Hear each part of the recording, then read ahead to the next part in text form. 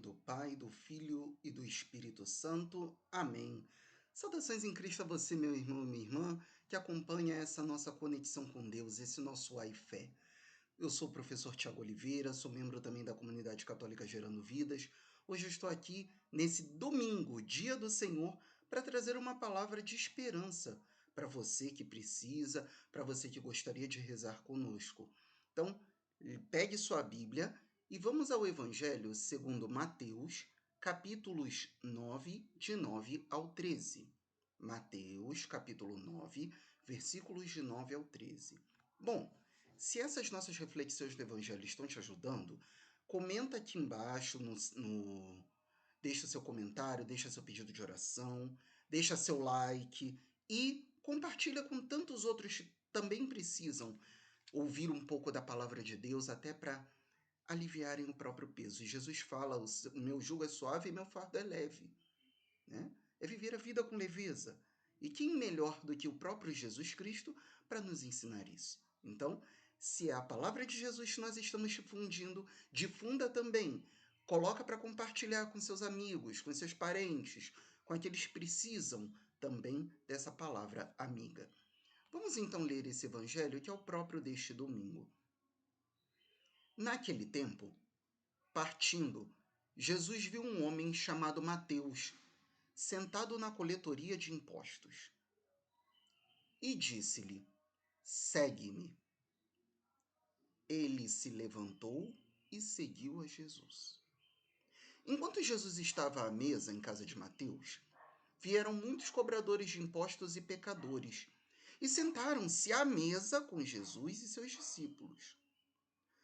Alguns fariseus viram isso e perguntaram aos discípulos: por que vosso mestre come com os cobradores de impostos e pecadores? Jesus ouviu a pergunta e respondeu: aqueles que têm saúde não precisam de médico, mas sim os doentes. Aprendei, pois, o que significa: eu quero misericórdia e não sacrifício. De fato, eu não vim para chamar os justos, mas os pecadores.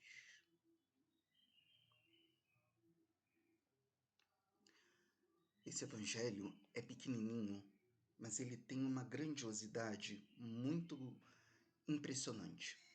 A primeira coisa que ele vê é um camarada chamado Mateus sentado na coletoria de impostos.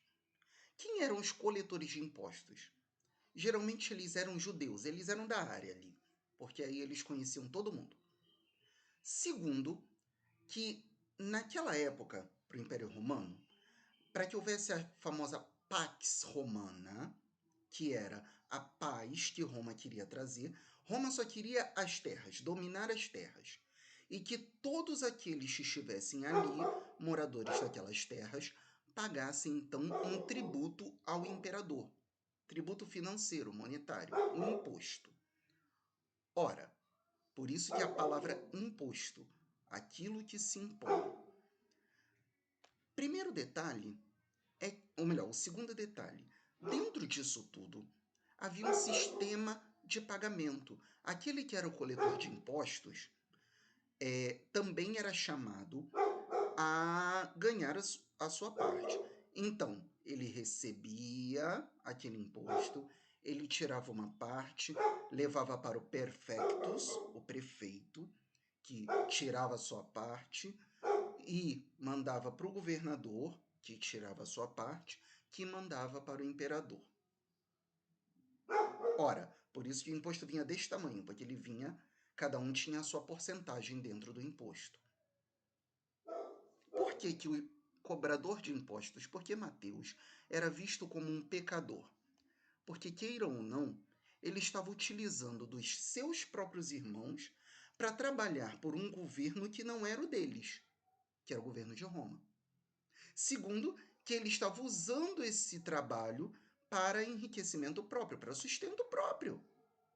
Então ele era visto como um pecador porque ele estava tirando dos seus irmãos e contribuindo, de certa forma, para aquela situação específica de dominação humana. Então eles eram vistos como pecadores, eram excluídos de tudo. Não podiam entrar na sinagoga para ouvir a palavra de Deus, não podiam ir ao templo oferecer um sacrifício, eles não podiam nada. Eram totalmente excomungados, seja da sinagoga, do templo, da religião judaica, seja também da vida social, porque eles eram vistos como ladrões.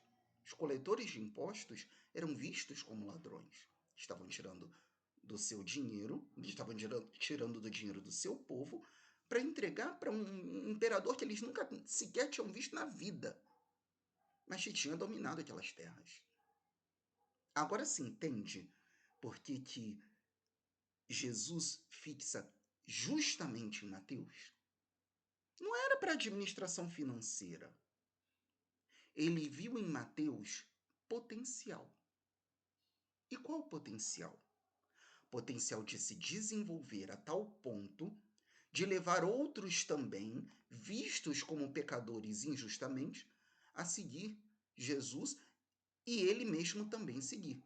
Por isso que quando Jesus faz o convite, olha para ele com aquela forma cativante de olhar que Jesus devia ter, deve ter e tem, né? Porque todos nós nos reunimos em torno de Jesus, ainda que não vejamos com os olhos físicos o olhar de Jesus, sentimos esse olhar por meio da palavra de Deus, por meio da Eucaristia, por meio de tantos outros sinais sensíveis que Jesus deixa para nós. Levantou-se Mateus e seguiu a Jesus. Quando Jesus faz o convite irresistível, segue-me. Jesus já fez esse convite para você. Por isso que você está acompanhando essa transmissão. Esse convite irresistível de Jesus não é para você ficar quieto. Não é só para você seguir Jesus. Mas você precisa levar outros a seguir Jesus. Esse é o potencial da nossa vida. Esse deve ser o nosso projeto de vida. Continua no Evangelho, né? Diz que enquanto Jesus então foi convidado, se hospedou com Mateus, e ali chegaram também outros e outros pecadores. Sabe-se lá Deus que tipo de pecadores, hein? Que não eram somente os publicanos, aqueles que recolhiam impostos, né? Coletores de impostos ou publicanos eram a mesma função, tá? Isso é importante porque depois Jesus usa em outra parábola também esse termo publicano, mas é coletor de impostos, é aquele que lida com o público, simples assim. Mas sabe-se lá Deus que tipo de pecadores chegaram para ficar ali com Jesus, para ouvir a palavra de Jesus? Um mestre tão famoso que se digna ficar na casa de um pecador. Já pararam para pensar nisso? Um homem famoso, um homem que gozava de um certo prestígio pela sociedade, talvez não tanto pelos fariseus, mas mais pela sociedade, na casa de um pecador público e principalmente comendo com eles. Você não se senta à mesa com seu inimigo. Inimigo é aquele que não é amigo, tá? E nesse sentido, nós temos alguns. Não precisamos ser amigos de todos e nem precisamos que todos sejam nossos amigos. Mas é preciso entender que é preciso amar a todos. E por isso amar é uma escolha que Jesus fez desde quando, gerado pelo Pai, desde toda a eternidade, se encarna no seio da Virgem, também por amor, por escolha própria, por opção. O amor é, portanto, a opção de ver bem a outra pessoa, ainda que ela não seja minha amiga. Por isso Jesus manda amar os inimigos. Simples assim. Então, comer com os pecadores, sentar-se à mesa com os pecadores, significaria fazer comunhão com eles, ser amigo deles. Ainda hoje, você não se sentaria à mesa com seu inimigo. Você não sabe se ele pode colocar um veneninho ali, um laxante, né? E deixar você horas e horas no banheiro, por exemplo.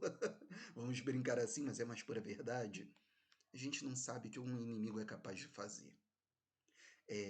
Até algum tempo atrás, quando eu trabalhava em algumas outras empresas, tínhamos o amigo oculto no final do ano e o inimigo oculto no meio do ano, né? E também era na base do sorteio. E sabe-se lá Deus que tipo de coisas saíam das caixas de presente.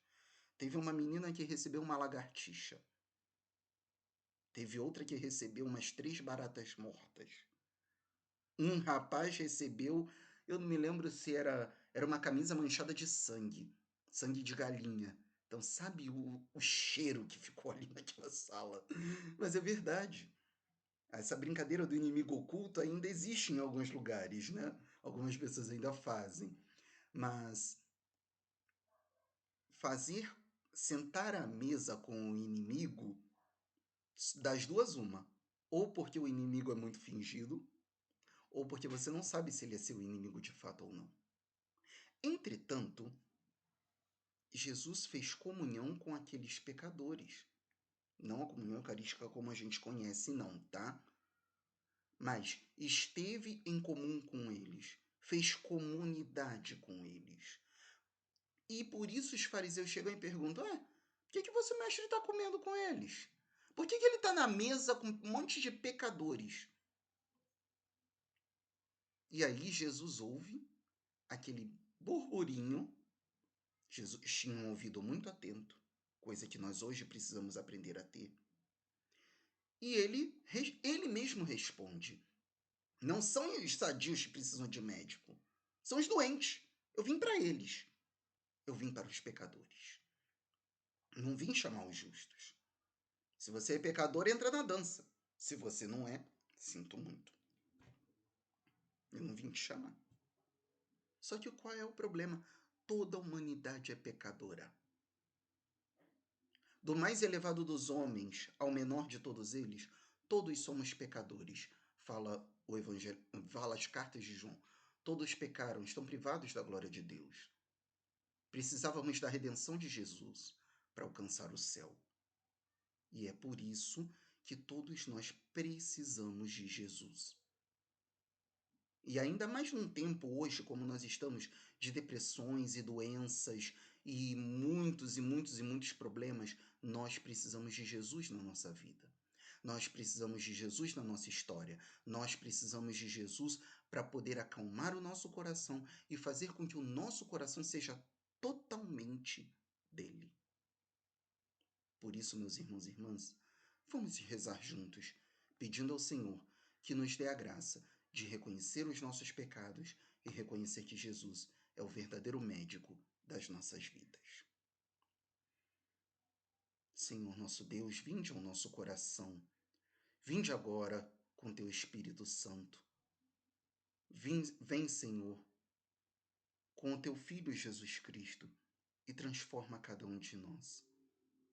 Mesmo sabendo que somos pecadores, Senhor, traz-nos a tua palavra, palavra que transforma, palavra que cura, palavra que liberta. E que esta palavra, Senhor, possa de fato ser a cura de tantos e tantos problemas, de tantas e tantas situações. Basta-nos a tua graça para que tudo em nossa vida se resolva. Nós te agradecemos, Senhor, por este domingo e te pedimos a graça de continuarmos a viver de acordo com a tua palavra. Dai-nos a graça de, como Mateus, reconhecer o nosso pecado e buscar seguir-te. Não importa a forma como estejamos agora, importa que no nosso seguimento a ti, Senhor Jesus, tudo se encaminhe. Amém. Se você gostou desse vídeo, dessa palavra, como falamos, compartilha no grupo, compartilha nos amigos, no grupo da família, no grupo do trabalho, sabe-se lá onde for.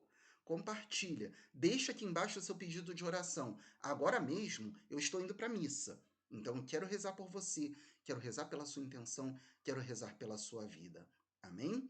Então que o Senhor nos abençoe, nos livre de todo mal e nos conduza à vida eterna. Amém. Tenham todos um excelente domingo na paz do Senhor.